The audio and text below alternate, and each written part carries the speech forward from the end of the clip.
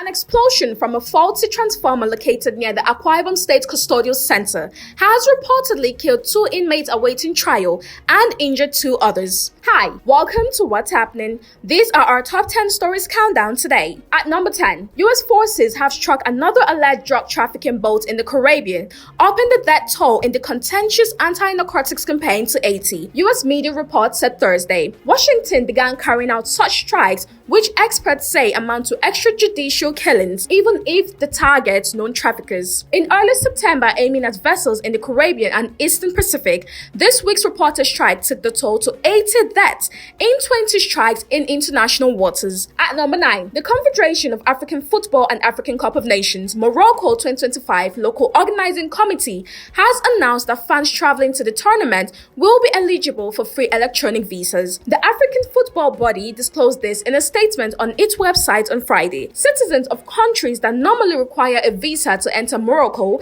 are expected to benefit from the policy. At number 8, the Plateau state government has dismissed persistent rumors claiming that Governor Caleb Mutfwang has defected to the Young Progressive Party. In a statement released on Friday, the Director of Press and Public Affairs, Government House, Dr. Gyang Bere, described the claim as a blatant lie, a shameless concoction peddled by desperate mischief makers aimed at creating confusion and misleading citizens. At number 7, the House of Representatives has ordered the Federal Ministry of Education and West African Examinations Council to suspend the planned introduction of computer-based testing for the 2026 West African Senior School Certificate Examination. The directive followed the adoption of a motion of urgent public importance moved by Kelechi Wogu during Thursday's plenary session. His motion was titled, Need for Intervention to Avert Massive Failure in the Proposed 2026 WAEC Computer-Based Examination. The lawmaker warned that rushing into the CBT model could trigger widespread failure,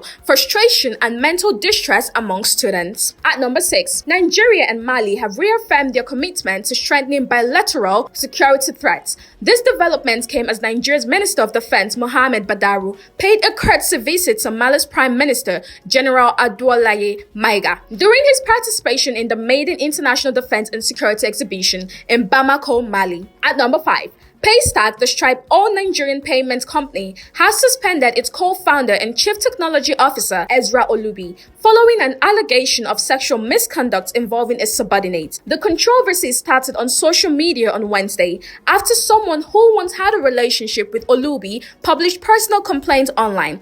The post prompted renewed attention to disturbing tweets Olubi posted between 2009 and 2013, many of which contained sexually suggestive content involving colleagues and minors. At number 4, troops of the Armed Forces of Nigeria have intensified operations across the country, neutralizing scores of terrorists, rescuing 67 kidnapped victims, and arresting 94 criminal suspects within 2 weeks. The Director of Defense Media Operations, Major General Olatokunbo Bello, disclosed this on Friday in Abuja, while giving an update on military operations conducted between November 3rd and 14th. Bello said troops recovered large quantities of arms and ammunition, including automatic rifles, machine guns, RPG tubes, locally fabricated weapons, and IED making materials, in addition to destroying criminal camps and logistics bases. At number 3, the Nigerian Railway Corporation has apologized to passengers on the Abuja-Kaduna train service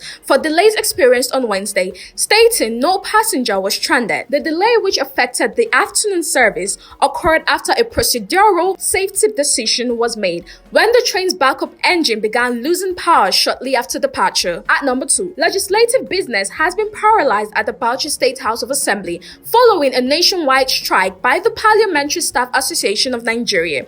The workers downed tools to demand financial autonomy for the state legislatures. Chairman of the association in the state, Mr. Adamu Yusuf, said this on Friday in Bauchi. He said that their members joined the strike in compliance with the directives of the national leadership of the association. At number 1, an explosion from a faulty transformer located near the Akwa Ibom State Custodial Center has reportedly killed 2 inmates awaiting trial and injured 2 others. The incident, which occurred a fortnight ago, caused a blackout throughout the period and damaged electrical appliances in the center. According to reports, the high voltage wire snapped and dropped directly on a portion of the custodial facility, causing an electrocution that led to the death of the inmates. That's all for today. See you next time on What's Happening.